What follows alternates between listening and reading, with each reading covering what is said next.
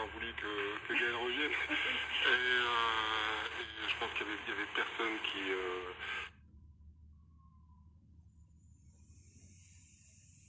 de la saison de Gaël, du prix qu'il remporte, pour nous c'est un signe fort, le prix Marc-Vivien Foé.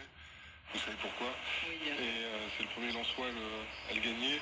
Et oui, mais ça s'est pas fait en juin dernier. Il y avait déjà eu beaucoup de discussions ici en interne avant, mais on savait très bien que Gaël était un joueur de Ligue 1.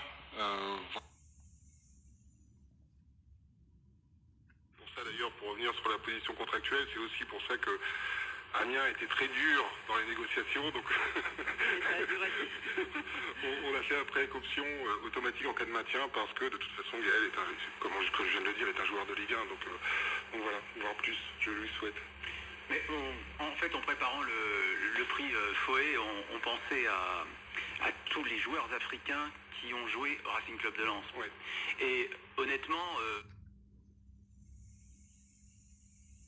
on ne pensait pas en trouver autant. J'en ai trouvé plus d'une centaine, je ne sais pas si vous avez ça en tête, mais plus d'une centaine d'internationaux africains notamment qui ont joué dans ce club. Il y a 24 pays africains qui sont représentés dans l'histoire du club, c'est-à-dire quasiment la moitié du continent, ce qui est quand même considérable.